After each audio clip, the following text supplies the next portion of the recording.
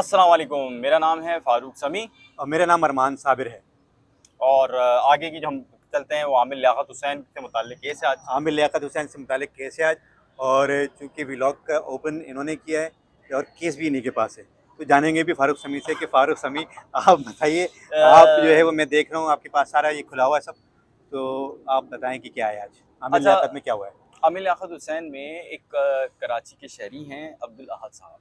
तो अब्दुल अहद साहब कराची के ऐसे ही बाअतमाद और बाअसर शहरी हैं या ऐसे ही ज़िम्मेदार शहरी हैं जिनको हर बुरा काम या हर मामला जो कि उनको महसूस होता है कि वो काम गलत हुआ है, वो उसके अंदर अ, मतलब नॉर्मली लोग कराची में यूँ बोलते हैं कि वो टांग अड़ाते हैं, लेकिन मैं वो वर्ड यूज़ नहीं कर रहा। मैं ये कह रहा हूँ कि वो हर काम में मतलब उनको बुरा काम लग रहा था तो उन्होंने उसको बहुत ही इम्पोर्टेंट मसला समझा, मफाद आमा का बुनियादी हकूक़ की खिलाफवर्जी समझी।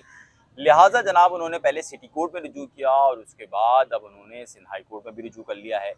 तो आज शहरी अब्दुल अहद की दरख्वास्त पर अदालत में कार्रवाई हुई है और इस हवाले से उन्होंने यहाँ पर भी वही सज़ा की। याद रहें कि सिटी कोर्ट में भी थी, रहमान में याद हो आपको, जो कि रिजेक्ट हो गई थी। इस हवाले से बहुत सारे एंकर्स और बहुत सारे उनके फैमिली मेम्बर्स, आमिर लियाकत के चाहने वालों ने ये कहा था कि जनाब ये आप ज़्यादती कर रहे हैं, ना कराने चाह रही है पोस्टमार्टम फैमिली तो ना कराएं, कोई ऐसा उनका मामला नहीं है और जायदाद का भी फ़िलहाल ऐसा कोई तनाज़ा नहीं है, तो आपको क्या ज़रूरत है कि वो करवाएं। लेकिन वो बज़िद हैं कि उनका पोस्टमार्टम होना चाहिए। लिहाजा वो अब सिटी कोर्ट के बाद, सिटी कोर्ट से नाकामी या सिटी कोर्ट में अपनी मन मुराद पूरी न होने के बाद अब पहुँच गए हैं सिंध हाई कोर्ट। और अब उन्होंने सिंध हाई कोर्ट के अंदर एक दरख्वास्त दायर की है और इस दरख्वास्त के अंदर उनका ये मौक़िफ़ है कि जनाब इनका जो है आप पोस्टमार्टम कराएँ। और शहरी की दरख्वास्त पर आमिर लियाकत हुसैन की जो बेटी हैं दुआए आमिर ना, दुआए आमिर, बिल्कुल दुआए ये आमिर जो कि नाम यही है। अरमान भाई के दोस्त और आमिर लियाकत के बहुत करीबी दोस्त, अरमान भाई के दोस्त और हमारे भी वाक़िफ़कार के हवाले से कामरान बता वजाहत। चुके हैं, कामरान वजाहत, कि वो उनकी दुआओं का नतीजा है। आमिर लियाकत को बहुत जो है वो चाहत थी कि उनकी बेटी हो और दुआए आमिर हुई थी, जिसमें नाम उनका दुआए आमिर रखा गया था। तो दुआए आमिर को नोटिस हुए हैं और एडवोकेट जनरल या प्रोसिक्यूटर जनरल सिंध को इस हवाले से नोटिस जारी किए गए हैं, प्रोसिक्यूशन डिपार्टमेंट को, जो कि सरकार का डिपार्टमेंट होता है। और इस हवाले से ये हुआ है कि आज जस्टिस सलाउद्दीन पंवर ने शहरी से दरियाफ्त किया, जब समाअत शुरू हुई, बोला भाई आपका इनसे क्या ताल्लुक़ है। तो अब्दुल अहद खान जो कि बुनियादी तौर पर एक वकील हैं और उन्होंने ये कहा कि जनाब मैं एक आम शहरी के तौर पर पेश हुआ हूँ, आप विरसे में, आप विरासत में नहीं हैं या उनके वरसा में शामिल नहीं हैं, तो आप कैसे अदालत आए हैं। जस्टिस सलाउद्दीन पंवर ने फिर उनसे ये सवाल किया, ठीक है। जिस पर उनका ये कहना था, जब उन्होंने जस्टिस सलाउद्दीन पंवर ने उनसे ये वो किया, तो उन्होंने कहा कि जनाब ऐसे केसेस में, जो कि इस तरह के केसेस हों जिसमें ये डाउट हो वजह मौत, तो उस पर पोस्टमार्टम होना चाहिए, क्योंकि बॉडी जो है वो कानूनी तौर पे, हम मैं और आप बेहतर तौर पे जानते हैं नाज़रीन के लिए, कि बिल्कुल जो ठीक है। बॉडी होती है या जो हम हैं, ये बुनियादी तौर पर रियासत की मलकियत होते हैं, या हम बॉडी जो है वो रियासत की मलकियत होती है, बिल्कुल ऐसे ही है। ठीक है, बिल्कुल ठीक है। तो जनाब अदालत ने उनसे ये कहा कि यार ऐसे तो कोई भी शख्स उठे और किसी भी शख्स का पोस्टमार्टम करवाने चले जाए। तो खैर पोस्टमार्टम के हवाले से फिर अब्दुल अहद खान का ये कहना था कि पोस्टमार्टम के हवाले से सिंध हाई कोर्ट या आला अदालतों के पहले से जो है ऑर्डर्स मौजूद हैं, जिनको फॉलो कर लिया जाएँ। जिसके बाद अदालत ने जो एक रस्मी कार्रवाई होती है वो करते हुए उनकी दुआए आमिर को नोटिस जारी किए हैं और प्रोसिक्यूटर जनरल को नोटिस इस हवाले से जारी कर दिए हैं। जब आइंदा इस केस की हियरिंग होगी उसमें हम आपको अपडेट तो करेंगे, लेकिन नोटिस करने का मकसद ये है कि दुआए आमिर अपना जवाब जमा कराएंगी इस हवाले से और प्रोसिक्यूटर जनरल अपनी माजी की फाइंडिंग्स या मौजूदा फाइंडिंग्स को बताएंगे और बताएंगे कि इस केस के हवाले से वो क्या राय रखते हैं, कि क्या पोस्टमार्टम बनता है या नहीं बनता।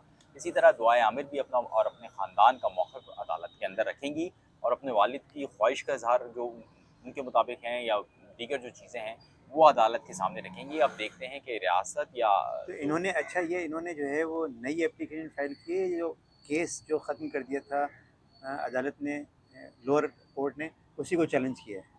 देखिए, ये जो लोअर कोर्ट का जो फैसला था ये उसको लेके यहाँ पर आए। लोअर कोर्ट ने बुनियादी तौर पर इनका फैसला ख़त्म कर दिया था, हुँ, जिसके हुँ। बाद ये यहाँ पर आए। इससे कबल ये कोर्ट हाई कोर्ट में केस आया था और हाई कोर्ट में जब ये केस आया था तो उसके बाद हाई कोर्ट ने कहा था कि प्रॉपर फोरम जो आप है वो प्रॉपर लोअर फॉर्म कोर्ट है। है, पहले लोअर कोर्ट अच्छा, जाएँ और हाँ, उसमें जब हाई कोर्ट में आया था तो वो आमिर लियाकत की फैमिली आई थी, अगर मैं गलत नहीं जी हूँ तो हाँ, ये बिल्कुल आमिर लियाकत की फैमिली आई थी और आमिर लियाकत की फैमिली ने अदालत में ये कहा था कि जनाब हम ये सुना जाएँ और हम ये पोस्टमार्टम नहीं चाहते हैं, जिसके बाद अदालत ने उनको ये कहा था कि जनाब ये फ़ोरम नहीं है, आप डिस्ट्रिक्ट कोर्ट वापस जाएँ, जिसमें वो डिस्ट्रिक्ट कोर्ट वापस गईं और वहाँ पे गए, लेकिन वहाँ पे ज़ाहिर बात है आपको पता है ये केस ख़त्म हो गया, उसके ऊपर बड़ा जो ज़ियावान एडवोकेट हैं उन्होंने बड़ी मुफस्सिल गुफ्तगू की, बड़ी इम्प्रेसिव गुफ्तगू थी उनकी, जिसमें उन्होंने इस बात का भी इंदिया दिया था कि वो आमिर लियाकत की तीसरी बेगम को नहीं छोड़ने वाले, जिन्होंने खुला की दरख्वास्त दायर की थी लेकिन टेक्निकली तौर पे वो खुला नहीं हुई थी। और उनका ये कहना था कि जो उन्होंने वीडियो जारी की है वो वजह मौत थी, वो डिप्रेशन वजह मौत था आमिर लियाकत की डेथ का। और उससे उनकी और उनके ख़ानदान की बहुत जग हसाई हुई, बदनामी हुई और इसी वजह से आमिर लियाकत अकेले हो गए थे। जिसके बाद ये केस हम समझ रहे थे ये मामला ख़त्म हो गया है, लेकिन वही शहरी अब्दुल अहद जिन्होंने सिटी कोर्ट में दरख्वास्त दायर की थी, यानी से अब्दुल अहद एडवोकेट, अब वो उन्होंने सिंध हाई कोर्ट से रिव्यू किया है, जिसके ऊपर अब दुआए आमिर को और प्रोसिक्यूटर जनरल को नोटिस जारी हो गए हैं। ये केस जैसे कि हम लोग पहले भी कह रहे थे कि ये केस इतनी आसानी से ख़त्म नहीं होगा। मैं अब्दुल अहद साहब के बारे में ये बात नहीं कह रहा, लेकिन बहुत सारे ऐसे अवामिल होते हैं, बहुत सारे ऐसे लोग होते हैं जिनको किसी भी मामले पे शक हो जाए तो फिर वो उसको उनके अंदर एक अर्ज होती है, अब आप जो भी कहें, उनके अंदर एक चीज़ होती है कि वो चाहते हैं कि इसकी मुकम्मल तौर पर डिटेल सामने आए, लिहाजा वो इस तरह की दरख्वास्तें हम प्रैक्टिस में हैं सिंध हाई कोर्ट में दाखिल होती हैं। कुछ लोग ऐसे भी होते हैं जिनको शौक़ होता है अपनी मकबूलियत का, तो वो भी इन केसेस में दायर कर देते हैं और इस तरह वो मशहूर हो जाते हैं। तो ये मुख्तलिफ चीज़ें हैं, लेकिन इन केसेस में हमने कभी देखा नहीं है और अरमान भाई जिन चीज़ों को। इसमें जो है वो दानिया शाह या दानिया मलिक जो भी हैं, वो उनका उनके बारे में जो है ये है कि उनके खिलाफ भी दुआए आमिर गई हैं और उनके खिलाफ भी एक एप्लीकेशन दी हुई है साइबर क्राइम के अंदर। जो जो एफआईए कहते वीडियो हैं।